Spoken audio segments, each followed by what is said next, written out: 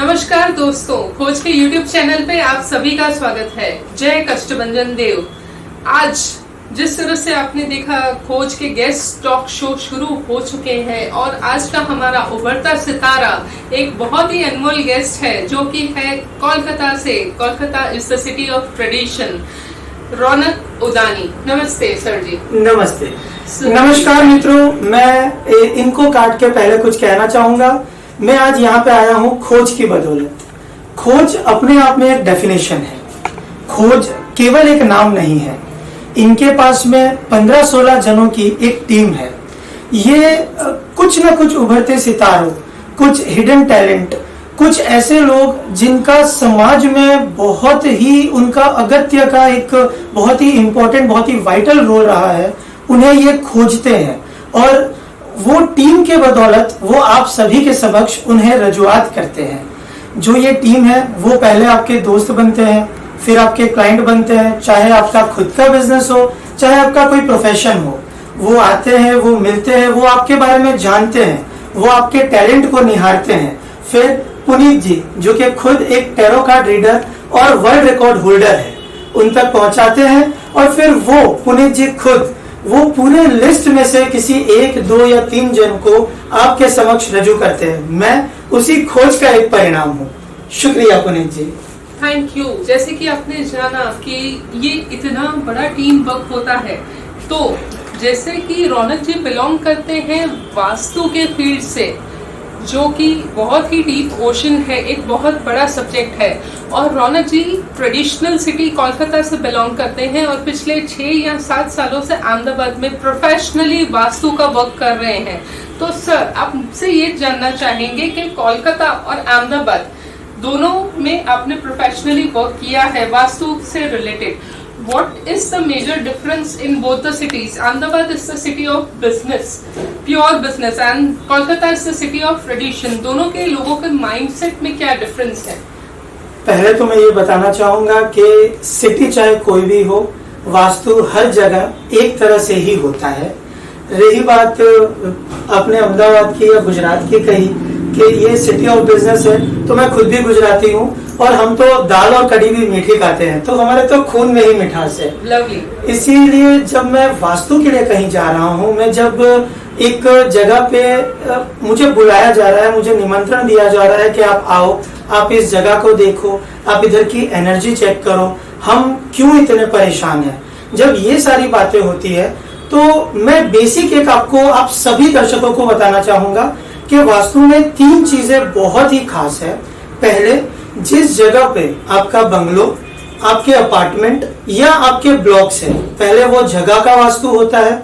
Second, जिस bungalow में, जिस अपार्टमेंट में या जिस ब्लॉक में आप रहते हो, वो ओवरऑल में होता है।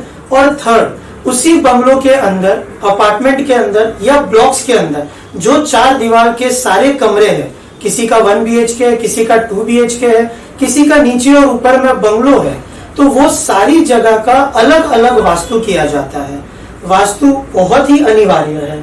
मैं एक बहुत ही छोटा सा उदाहरण देके समझाना चाहूंगा उन सभी दर्शकों को जो शायद वास्तु में बिलीव नहीं करते हैं, जो ये मानते हैं कि कर्म ही सब कुछ है। मैं भी आपके साथ हूँ, कर्म पहले, पर वास्तु हमारे लिए एक छतरी का काम करता है। बारिश के मौसम में बारिश आती है, अगर हम छाता लेके जाते हैं तो हम सर से भीगते नहीं हैं, तो अगर सर से नहीं भीगेंगे तो बीमार होने का चांसेस बहुत ही कम है। अगर हम बारिश में छाता लेके जा रहे हैं तो इसका मतलब ये नहीं कि हम भीगेंगे नहीं। यानी फिर से यही आप सभी के लिए कि कर्म का सिद्धांत पहले, पर अगर आप वास्तु वाली जगह पर हो तो आपको बीमारियां कम होगी, क्लेश घर में कम होगा, झगड़े कम होंगे, बच्चे माँ बाप की बात मानेंगे, जो माँ बाप हो गए हैं वो उनके माँ बाप की सेवा करेंगे, आपके घर पे धन हानि कम होगी।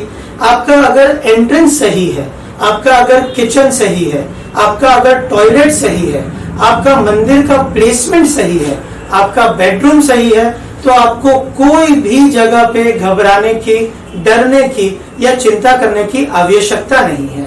हम लोग इसीलिए बुलाए जाते हैं, हमें इसीलिए ही निमंत्रण दिया जाता है, हमें इसीलिए ही कहा जाता है कि आप आओ, इस जगह का वास्तु देख दो, इस जगह पे वास्तु देखने का मतलब ये होता है कि आप हमारी एंट्रेंस देख दो, आप हमारा बेडरूम देख दो, आप हमारा टेम्पल देख दो, मंदिर देख दो, आप हमारा किचन देख दो और आप हमारा टॉयलेट देख दो। मैं इस जगह पे आपका कुछ समय लेके ये भी कहना चाहूंगा कि हम आज मंदिर जाते हैं, मंदिर में जाते ही हमारे सारे भाव पॉजिटिव हो जाते हैं, हमारे मन से सारी नेगेटिव बातें, सारी नेगेटिव ऊर्जा, जो एनर्जी जिसे कहते हैं, वो सारी एक अपने आप ही हट जाती है। तो उस जगह की एनर्जी जो है, वो मंदिर का जो भाव है, जो माहौल है, वो हमें एकदम पवित्र कर देता है, वो हमें एकदम पॉजिटिव कर देता है। तो ये जो भाव हमारे अंदर आया है, वो उस जगह के वास्तु के हिसाब से, उस जगह की एनर्जी के हिसाब से। मान लीजिए मंदिर की जगह पे हम रेस्टोरेंट गए हैं, तो जैसे ही हम रेस्टोरेंट में जाते हैं, हमारे सारे ख्यालात, हमें क्या खाना है, हमारी क्या क्रेविंग्स है, हम क्या फूड आज मंगाना चाहते हैं, पूरा का पूरा फोकस उस पे चला जाता है। तो ये उस जगह की एनर्जी हमें बाउंड करती है, हमें बताती है अंदर ही अंदर, कहीं ना कहीं सबकॉन्शियस माइंड में हम उस जगह के साथ में जुड़ जाते हैं। तो इसी तरह से वास्तु जो है, हम अपने जीवन का मैक्सिमम टाइम अपने घर पे, अपने जहाँ पे रहते हैं वहां पे बिताते हैं, और हम ये मानते हैं कि हर नई सुबह हमारी नई जिंदगी है। अगर एक 24 घंटे का दिन है हमारी जिंदगी में, तो वो 24 घंटे में से मैक्सिमम टाइम हम घर पे बिताते हैं, तो घर का वास्तु बहुत बहुत बहुत अनिवार्य है। Lovely information. जैसे कि आपने जाना कि घर का एक एक कोना वास्तु की दिशा से या वास्तु के को इम्पोर्टेंट गिनते हुए इतना ज्यादा जरूरी है, इतना ध्यान रखना है। तो जनरली ये क्वेश्चंस आते हैं कि हम तो रेंट के हाउस में रहते हैं, हमारा खुद का मकान नहीं है, तो क्या रेंट के हाउस के लिए भी वास्तु उतना ही इम्पोर्टेंट है? आप इसके बारे में क्या कहेंगे?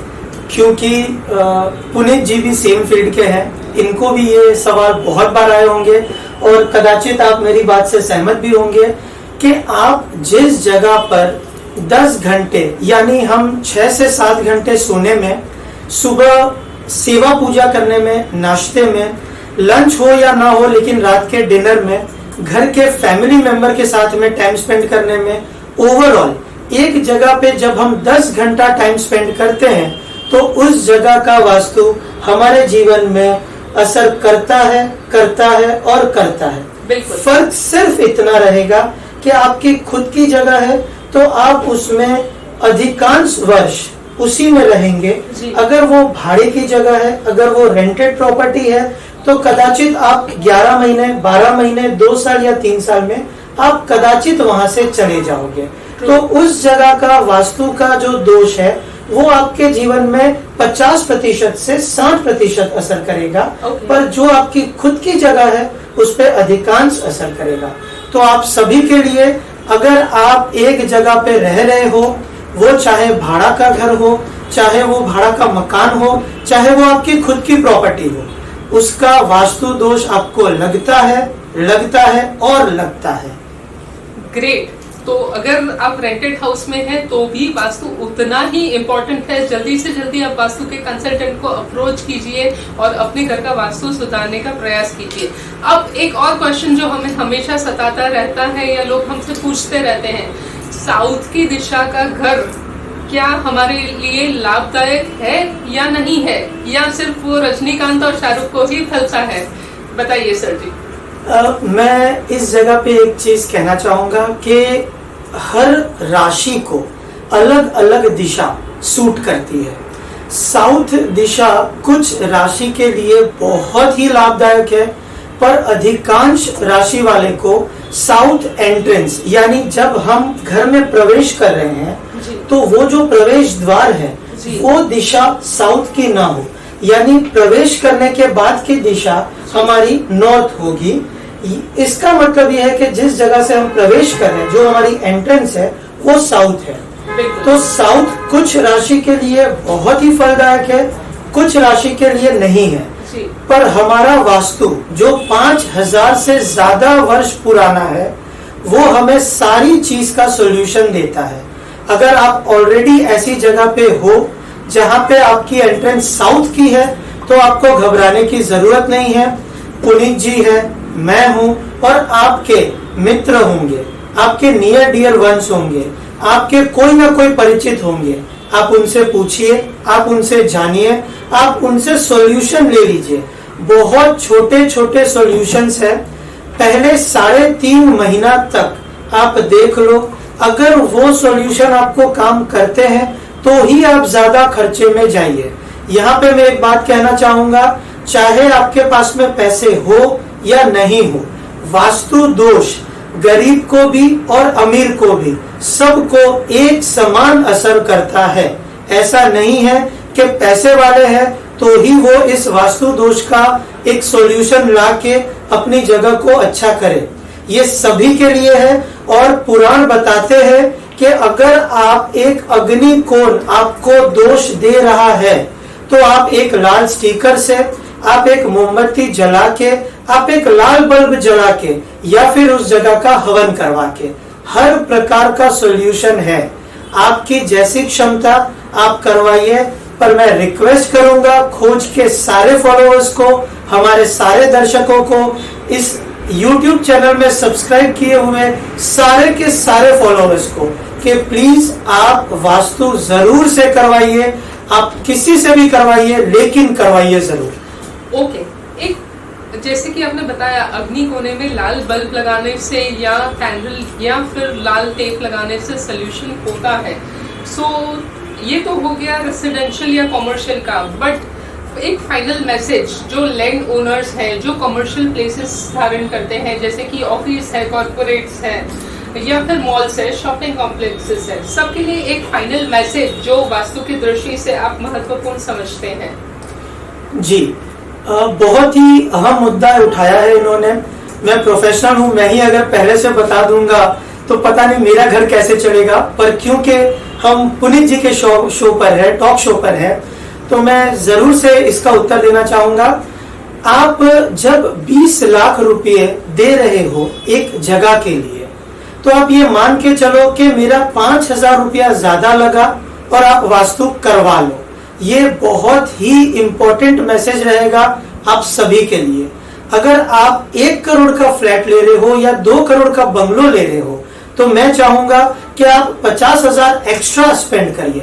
अपने ब्रोकर को देते ही हैं पैसा, अपने जो जगह दिखाने आते हैं, जो जगह अपने ले लेते हैं उसके बाद की हाउस वार्मिंग पार्टी देते हैं, अपने जब फ्लैट में किसी को बुला रहे हैं उसके पहले इंटीरियर में खर्चा करते हैं। जब इतना सारा कर रहे हैं तो मेरा मैसेज यही रहेगा कि आप 5,000 रुपया एक्स्ट्रा खर्चा कीजिए और जरूर से वास्तु दोष को एक बार दिखा दीजिए। किसी भी वास्तु एक्सपर्ट को बुलाइए, वो कोई भी हो सकता है, वो आपके परिचित लोग में से भी हो सकते हैं, पर आप अवश्य बुलाइए।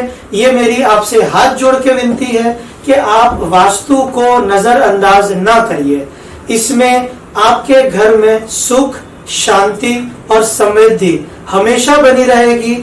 आपके जीवन में शारीरिक, मानसिक, सामाजिक और आर्थिक ये चारों गुण हमेशा बने रहेंगे। ये मेरी आप सभी से विनती है। इतना वंडरफुल मैसेज जो आपने देखा, इतना वंडरफुल नॉलेज जो रौनक जी ने आप सभी के समक्ष रखा, अब पता चला कि ये 6 या 7 साल का प्रोफेशनल एक्सपीरियंस नहीं बल्कि 13 साल का नॉलेज इनके अंदर भरा हुआ है।